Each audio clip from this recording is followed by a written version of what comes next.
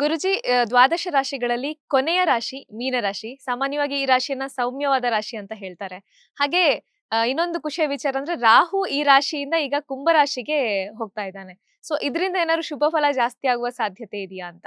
ನೋಡಿ, ಮೀನರಾಶಿ ಗುರುವಿನ ರಾಶಿ, ಅದು ಕೊನೆಯ ರಾಶಿ ಅಂತ ಹೇಳ್ತೀರಿ. ಕೊನೆಯ ರಾಶಿ ಅಂದ್ರೆ ಅಷ್ಟೇ ಇರೋದು. ಎಷ್ಟು ರಾಶಿ? 12 ರಾಶಿ, ದ್ವಾದಶ ರಾಶಿಯಲ್ಲಿ ಮೀನರಾಶಿ ಜಲರಾಶಿ, ಅಲ್ಲಿ ರಾಹುವಿನಿಗೆ ಬಲ ಜಾಸ್ತಿ ಇರುತ್ತೆ. ಆದ್ರೂ ಕೂಡ ಗುರುವಿನ ಮನೆಯಲ್ಲಿ ರಾಹು ಯಾವುದೇ ರೀತಿ ಬಲ ಬಿಚ್ಚಲ್ಲ. ಯಾಕೆಂದ್ರೆ ಅದು ಗುರು ಬ್ರಹ್ಮಾಂಡ ಇದ್ದಂಗೆ. ಅದು ಗುರುವಿನ ಮೇಲೆ ಯಾವುದೇ 9 ಗ್ರಹಗಳು 8 ಗ್ರಹಗಳ ಅಟ್ಯಾಕ್ ಆದ್ರೂ ಕೂಡ ಗುರು ತಡ್ಕೋತಾರೆ. ಆ ಶಕ್ತಿ ಇದೆ, ಅವನು ತಪಶಕ್ತಿ ಇದೆ. ಗುರು ದೈವಗ್ರಹ, ಗುರು ಶುಕ್ರ ಇಬ್ರು ದೈವಗ್ರಹಗಳು. ಹಾಗಾಗಿ ಇಬ್ರು ಗುರುಗಳೇ ಅವರು. ಹಾಗಾಗಿ ಗುರು ಬ್ರಹ್ಮಾಂಡ ಇದ್ದಂಗೆ. ಅವನು ಏನೇ ವೈಬ್ರೇಷನ್, ಶನಿ ಪ್ರಭಾವ ತಡ್ಕೋತಾನೆ, ರಾಹು ಪ್ರಭಾವ ತಡ್ಕೋತಾನೆ, ಕೇತು ಪ್ರಭಾವ ತಡ್ಕೋತಾನೆ, ಕುಜನ ವೈಬ್ರೇಷನ್, ಅಗ್ನಿ ತಡ್ಕೋತಾನೆ, ಸೂರ್ಯನ ತಡ್ಕೋ, ಯಾವುದೇ ಗ್ರಹಗಳಿದ್ರು ಕೂಡ ಅವರ ಶಕ್ತಿಯನ್ನ ತಡೆದುಕೊಳ್ಳುವಂತ ಸಾಮರ್ಥ್ಯ ದೈವಗ್ರಹ ಗುರುಗಿರ್ತದೆ. ಆಗ ಆ ಗುರುವಿನ ರಾಶಿಯಲ್ಲಿ ರಾಹು ಹೆಚ್ಚು ನಿಮಗೆ ತಲೆ ಯಾರಿಗೂ ಅಷ್ಟು ತೊಂದರೆ ಮಾಡಲ್ಲ. ಆದರೆ ಶನಿನೂ ಕೂಡ ಅದೇ ರಾಶಿಯಲ್ಲಿದ್ದಾನೆ. ಆದ್ರೂ ಕೂಡ ಶನಿಯೂ ಕೂಡ ಹೇಳ್ತಾನೆ ಈ ಜ್ಯೋತಿಷ್ ಶಾಸ್ತ್ರದಲ್ಲಿ, ಶನಿ ಗುರು ಯಾವಾಗ ಒಟ್ಟಿಗಿರ್ತಾರೆ ಆವಾಗ ಶನಿ ಕೊಡ್ತಕ್ಕಂಥ 75 ಕಷ್ಟದ ಫಲ ಕಡಿಮೆ ಹೋಗ್ಬಿಡ್ತಾರೆ, ಪ್ರಮಾಣ ಕಡಿಮೆ ಹೋಗ್ಬಿಡ್ತಾರೆ. 20% ಬರುತ್ತೆ. ಆವಾಗ ಮತ್ತೆ ಸನ್ಯಾಸ ಯೋಗ ಕೂಡ ಉಂಟಾಗ್ತದೆ. ಶನಿ ಗುರು ಕೆಲವು ಗ್ರಹಗಳ ಒಂದು ಇದ್ರ ಮೇಲೆ ಅಂದ್ರೆ ಜೀವನದಲ್ಲಿ ಅವರಿಗೆ ಸುಖ ಶಾಂತಿ ನೆಮ್ಮದಿ ಸಿಗೋದು ಯಾವಾಗ? ನಮ್ಗೆ ಆಸೆ ಆಕಾಂಕ್ಷೆಗಳು ಕಡಿಮೆ ಆದಾಗ. ಆಗ ಆಸೆ ಆಕಾಂಕ್ಷೆಗಳನ್ನ ಕಡಿಮೆ ಆಯ್ತು ಅಂದ್ರೆ ಜೀವನದಲ್ಲಿ ನೆಮ್ಮದಿ ಸುಖ ಶಾಂತಿ ಕಾಣಬಹುದು ಅಂತೇಳಿ. ಗುರು ಏನೋ ಸರ್ವಸಂಗ ಪರಿತ್ಯಾಗಿ. ಆ ಸರ್ವಸಂಗ ಪರಿತ್ಯಾಗ ಅವನಿಗೆ ಯಾವುದು ಬೇಕಾಗಿಲ್ಲ, ಜನಕ್ಕೆ ಮಾತ್ರ ಒಳ್ಳೇದು ಮಾಡ್ಬೇಕು. ಅವು ಅನ್ನ ನೀರು ಸಿಕ್ಕಿದ್ರೆ ಆಯ್ತು. ಹಾಗಿರೋದ್ರಿಂದ ಆ ಗುರುವಿನ ರಾಶಿಗೆ ಹೆಚ್ಚಿನ ಪ್ರಮಾಣದಲ್ಲಿ ತೊಂದರೆಯನ್ನ ರಾಹು ಕೇತು ಶನಿ ಯಾರು ಕೊಡೋದಿಲ್ಲ. ಯಾಕೆ ಅಂದ್ರೆ ಆ ರಾಶಿಯ ಒಂದು ವ್ಯಕ್ತಿಗಳಿಗೆ ರಿಕವರಿ ಕಮ್ಮಿ ಇರ್ತದೆ. ಅಂದ್ರೆ ಒಂದು ಆಸೆಗಳು ಕಡಿಮೆ ಇರ್ತದೆ, ಮತ್ತೆ ನಿರೀಕ್ಷೆಗಳು ಕಡಿಮೆ ಇರ್ತದೆ. ಸೊ ಹೆಂಗ್ ಬಂದ್ರು ಜೀವನ ಮಾಡ್ಕೊಂಡು ಹೋಗ್ತಾರೆ ಗುರುವಿನ ರಾಶಿಯವರು. ಹಾಗಾಗಿ ಆ ಒಂದು ಗುರುವಿನ ರಾಶಿಗೆ ಶನಿ ಇಷ್ಟು ಎಫೆಕ್ಟ್ ಕೊಡಲ್ಲ. ಶನಿ ಎಲ್ಲ ಎಫೆಕ್ಟ್ ಕೊಡ್ತಾನೆ ಅಂದ್ರೆ ನಿಮಗೆ ಷಡ್ ದೋಷಗಳು ಇರಬೇಕು. ಕಾಮ, ಕ್ರೋಧ, ಲೋಭ, ಮೋಹ, ಮದ, ಮತ್ಸರಗಳು ಯಾರು ಇರ್ತದೆ, ಅಹಂಕಾರ ಇರ್ತದೆ, ಆ ತರ ತೊಂದರೆಗಳು ಇರ್ತದೆ, ಲೋಭ ಇರ್ತದೆ, ಇಂಥವರಿಗೆ ಶನಿ ಖಂಡಿತವಾಗಿ ತೊಂದರೆ ಕೊಡ್ತಾರೆ. ಯಾಕೆ ಅಂದ್ರೆ ಅದು ಕರ್ಮ ಸುತ್ತಕೊಳ್ತದೆ. ಕರ್ಮ ನಿಮ್ಗೆ ಎಷ್ಟು ಸುತ್ತಕೊಳ್ತದೋ ಅಷ್ಟು ಸಮಸ್ಯೆಗಳು ಬರ್ತದೆ. ಶನಿ ನಮಗೆ ತೊಂದರೆ ಕೊಡ್ಬೇಕು ಅಂತೇನು ಇಲ್ಲ. ನಮ್ಗೆ ಶನಿಗೆ ಏನ್ ಸಂಬಂಧ ಇದೆ ತೊಂದರೆ ಕೊಡಕ್ಕೆ? ದೇವ್ರು ಯಾರು ಏನು ಕೆಟ್ಟದ್ದು ಮಾಡೋದಿಲ್ಲ. ನಮ್ಮ ಕರ್ಮದ ಫಲದಿಂದ ನಾವು ತೊಂದರೆಯನ್ನು ಅನುಭವಿಸ್ತಾ ಇರ್ತೀವಿ. ಹಾಗಾಗಿ ನಾವು ಅವ್ರು ಮಾಡಿದ್ರು ಇವ್ರು ಮಾಡಿದ್ರು ಅಂತ ಹೇಳ್ತೀವಿ, ಯಾರು ಏನು ಮಾಡಿರಲ್ಲ. ನಮ್ಮ ಟೈಮ್ ಚೆನ್ನಾಗಿಲ್ಲ, ಹಂಗ ಆಗ್ತಾ ಇದೆ ಅಂತ ಅನ್ಕೋಬೇಕು. ಹಾಗಾಗಿ ಶನಿಯ ಒಂದು ತೊಂದರೆಗಳು ಬರ ಅಂದ್ರೆ ಸ್ವಲ್ಪ ಮಟ್ಟಿಗೆ ಪ್ರಮಾಣ ಇರುತ್ತೆ. 7 ಶನಿ ಪ್ರಭಾವ 30 ವರ್ಷ ಮೇಲಾದವರಿಗೆ ಅಷ್ಟು ಎಫೆಕ್ಟ್ ಆಗಲ್ಲ. ಈ ಮೀನರಾಶಿಯವರಿಗೆ 30 ವರ್ಷ 30+ ಆದವರಿಗೆ ಈ ಎಫೆಕ್ಟ್ ಯಾವುದು ಈ ಮೀನರಾಶಿ ಶನಿ ಎಫೆಕ್ಟ್ ಆಗಲ್ಲ. ಅಂದ್ರೆ 50% ಅವರಿಗೆ 65% ಹೋಗಿರ್ತದೆ ಮುಂಚೆನೆ. ಇನ್ನು ರಾಹು ಎಫೆಕ್ಟ್, ರಾಹು ಇಷ್ಟು ದಿನ ಅಲ್ಲಿತ್ತು, ಈಗ ಎಫೆಕ್ಟ್ ಅವರು ಅನುಭವಿಸಿದ್ದಾರೆ. ಮೀನರಾಶಿ ಅವರಿಗೆ ಎಫೆಕ್ಟ್ ನಾವು ಹೇಳೋದಕ್ಕಿಂತ ಮುಖ್ಯ ಈ ಮುಂದೇನಾಗುತ್ತೆ ಅಂತ ಹೇಳುವ. ಹಾಗಾಗಿ 12ನೇ ಮನೆಯಲ್ಲಿ ರಾಹು, ಮತ್ತೆ 6ನೇ ಮನೆಯಲ್ಲಿ ಕೇತು. ರಾಹು ಕೇತು ಎಫೆಕ್ಟ್ 100% ಮೀನರಾಶಿಯವರಿಗೆ ಇಲ್ಲ. ಈಗ ಅವರಿಗೆ ಮುಗಿದೋಯ್ತು ರಾಹು ಕೇತು ಎಫೆಕ್ಟ್. ಇನ್ನು ಗುರುನ ತಗೋಬೇಕಾಗ್ತದೆ. ಯಾಕಂದ್ರೆ ರಾಶಿಯಾಧಿಪತಿ ಅವನ ಧರ್ಮ ಮತ್ತು ಕರ್ಮಾಧಿಪತಿ. ಧರ್ಮಕ್ಕೆ ಕರ್ಮಕ್ಕೆ ರಾಹು ಗುರು ಮತ್ತು ಶನಿ ಕಾರಕರಾಗ್ತಾರೆ. ಹಾಗಾಗಿ ಧರ್ಮ ಅಂದ್ರೇನು ಗುರು, ಕರ್ಮ ಅಂದ್ರೇನು ಶನಿ. ಧರ್ಮ ಕರ್ಮಾಧಿಪತಿ ಅಂತಾನೆ ತಗೋಬೇಕು. ಆಗ ನಾವು 9, 10ನೇ ಮನೆ ಅಂತ ತಗೋತೀವಿ ಅಪ್ರಾಕ್ಸಿಮೇಟ್ ಆಗಿ ತಗೊಳ್ಳುವಾಗ. ಅಂದ್ರೆ ವ್ಯವಹಾರಿಕವಾಗಿ ನಾವು ಮಾತಾಡ್ಬೋದು. 9 ನಮಗೆ ಧರ್ಮ, 10 ಕರ್ಮ, 10ನೇ ಮನೆ ದಶಮ ಸ್ಥಾನ ನವಮ ಸ್ಥಾನ ಅಂತ ಭಾವ ತೆಗೆದುಕೊಳ್ಳೋದು. ಹಾಗಾಗಿ ಗುರು ಚತುರ್ಥ ಭಾವದಲ್ಲಿ ಇದ್ದು ಕೇಂದ್ರದಲ್ಲಿ ಇರ್ತಾನೆ, ಕೇಂದ್ರದಲ್ಲಿ ಇದ್ದಾನೆ. ಬಟ್ ಬಲ ಅಂತ ನಾವು ಹೇಳೋದಿಲ್ಲ, ಅವರು ಪೂಜಿತ ಅಂತ ಹೇಳ್ತೀವಿ. ನಿಂದಿತ ಪೂಜಿತ ಅಂತೇಳಿ.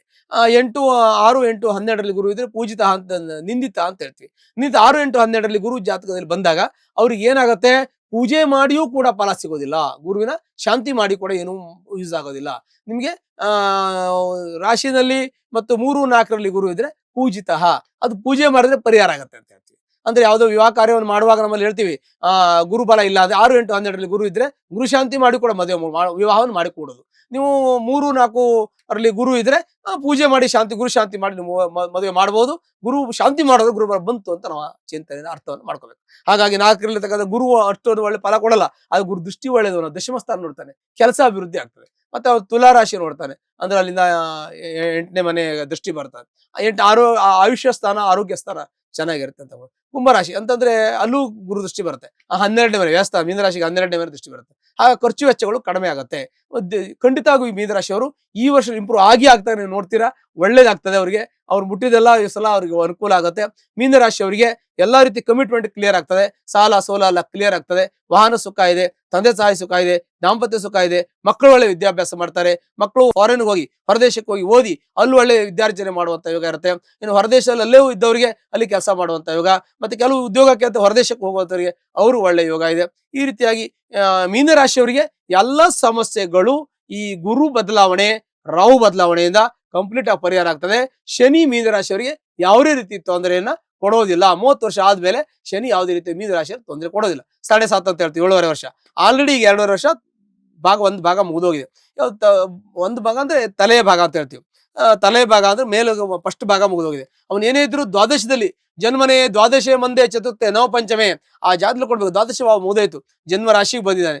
ರಾಶಿಯಲ್ಲಿ ಆರೋಗ್ಯದಲ್ಲಿ ತೊಂದರೆ ಮಾಡ್ತಾನೆ, ದಾಂಪತ್ಯದಲ್ಲಿ ತೊಂದರೆ ಮಾಡ್ತಾನೆ, ಗಂಡ ಹೆಂಡತಿಯಲ್ಲಿ ತುಂಬಾ ತೊಂದರೆ ಮಾಡ್ತಾನೆ. ಈ ಮೀನರಾಶಿಯವರಿಗೆ ಸಾಕಷ್ಟು ತೊಂದರೆ ಇದೆ. ಯಾವುದು ದಾಂಪತ್ಯದಲ್ಲಿ ಮದುವೆ ಆದವರಿಗೆಲ್ಲ ಈಗ ಡಿವರ್ಸ್ ಆಗೋದು, ಬಿಟ್ಟು ಹೋಗೋದು, ಜಗಳ ಬರೋದು, ಅಮ್ಮನ ಮನೆಗೆ ಹೋಗೋದು, ಅಪ್ಪನ ಮನೆಗೆ ಹೋಗೋದು, ಗಂಡನ ಮನೆಗೆ ಬಿಟ್ಟು ಹೋಗೋದು, ಈ ತರ ನಾನಾ ವಿಧವಾದ್ದು ದಾಂಪತ್ಯದ ಕಾಲ ತುಂಬಾ 100% ಇದೆ. ಈಗ ಸಾಮಾನ್ಯವಾಗಿ ಸುಮಾರು 60% ಈ ಮೀನರಾಶಿಗೆ ಶನಿ ಬಂದ ಮೇಲೆ ಸಮಸ್ಯೆಗಳು ಸ್ಟಾರ್ಟ್ ಆಗಿರ್ತದೆ. ಯಾಕೆ ಅಂತಂದ್ರೆ ಅದು ದಾಂಪತ್ಯ ಸ್ಥಾನ, ಮಾಂಗಲ್ಯ ಸ್ಥಾನ ಶನಿ ನೋಡ್ತಾನೆ.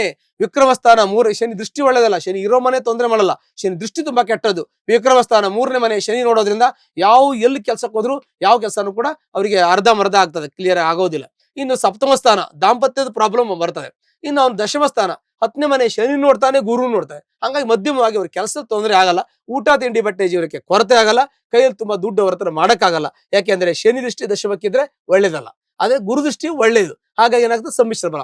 50 ಗುರು ಕೊಡ್ತಾನೆ, ಒಂದು 100ಕ್ಕೆ 100 ಗುರು ಕೊಟ್ರೆ 50 ಶನಿ ಕೊಡ್ತಾನೆ, 50 ಗುರು ಕೊಡ್ತಾನೆ. ಹಾಗಾಗಿ ಅಲ್ಲಿ ಕೆಲಸ ಮಧ್ಯಮವಾಗಿ ಅವ್ರಿಗೆ ಫಲ. ದಾಂಪತ್ಯದಲ್ಲಿ 100ಕ್ಕೆ 100 ತೊಂದರೆ ಇದೆ. ಜಾತಕ ಚೆನ್ನಾಗಿದ್ರೆ ಓಕೆ, ಇಲ್ಲ ಅಂದ್ರೆ ದಾಂಪತ್ಯ ಕಲಾ ಖಂಡಿತ ಇರುತ್ತೆ. ಅದಕ್ಕೆ ಬಹಳ ಜಾಗ್ರತೆ ವಹಿಸ್ಬೇಕು. ಶನಿ ಯಾವಾಗ 7ನೇ ಮನೆ ನೋಡ್ತಾನೆ, ಮಂಗಲ ಸ್ಥಾನ ನೋಡ್ತಾನೆ, ಅವರಿಗೆ ತೊಂದರೆ ಆಗುತ್ತೆ. ಹಾಗಾಗಿ ಜಾತಕ ಪರಿಶೀಲನೆ ಮಾಡ್ಕೊಳ್ಬೇಕು. ತೊಂದರೆಯಲ್ಲಿ ಇರೋರು ಜಾತಕ ತುಂಬಾ ಚೆನ್ನಾಗಿತ್ತು ಅಂದ್ರೆ ಈ ಸಮಸ್ಯೆಗಳು ನಿಮಗೆ ಜಸ್ಟ್ ಸಣ್ಣ ಪುಟ್ಟ ವಿಚಾರಗಳಲ್ಲಿ ಬಗೆಹರಿದು ಹೋಗ್ತದೆ, ಇಲ್ಲ ಅಂದ್ರೆ ಹೋಗೋದಿಲ್ಲ. ನಿರಂತರವಾಗಿ ಆ ಸಮಸ್ಯೆ ಇರ್ತದೆ. ನಿರಂತರವಾಗಿ ಶನಿ ಇರುವವರೆಗೆ ಇರ್ತದೆ, ಶನಿ ಹೋದ್ಮೇಲೆ ಅದು ಪರಿಹಾರ ಆಗ್ತದೆ. ಹಾಗಾಗಿ ಆ ಮೀನರಾಶಿಯವರಿಗೆ ಸಾಮಾನ್ಯವಾಗಿ ಮಧ್ಯಮ ಫಲ ಅಂತ ನಾವು ಹೇಳ್ಬೋದು. ರಾಹು ಕೇತು ಸ್ಥಿತ್ಯಂತರದಿಂದ ಮೀನರಾಶಿಯವರ ಮೇಲೆ ಯಾವ್ಯಾವ ರೀತಿ ಪರಿಣಾಮಗಳು ಉಂಟಾಗಲಿವೆ, ಹಾಗೆ ಯಾವ ರೀತಿ ಎಚ್ಚರಿಕೆ ವಹಿಸಬೇಕು ಅನ್ನೋದ್ರ ಬಗ್ಗೆ ಮಾಹಿತಿಯನ್ನು ತಿಳಿಸಿಕೊಟ್ರಿ ಗುರೂಜಿ, ಧನ್ಯವಾದ. ವೀಕ್ಷಕರೇ, ಇದಾಗಿತ್ತು ಈ ಹೊತ್ತಿನ ವಿಶೇಷ. ನೋಡ್ತಾ ಇರಿ ಬಾಸ್ ಟಿವಿ ಕನ್ನಡ. ಲೇಟೆಸ್ಟ್ ಹಾಗೂ ಇಂಟ್ರೆಸ್ಟಿಂಗ್ ಸುದ್ದಿಗಳಿಗಾಗಿ ಬಾಸ್ ಟಿವಿ ಕನ್ನಡ ಚಾನೆಲ್ನ ಸಬ್ಸ್ಕ್ರೈಬ್ ಮಾಡಿ. ಹಾಗೆಯೇ ಬೆಲ್ ಐಕಾನ್ ಪ್ರೆಸ್ ಮಾಡಿ. ಇದರ ಜೊತೆಗೆ ಫೇಸ್ಬುಕ್, ಇನ್ಸ್ಟಾಗ್ರಾಮ್, ಎಕ್ಸ್ ನಲ್ಲೂ ಮಿಸ್ ಮಾಡದೆ ಫಾಲೋ ಮಾಡಿ.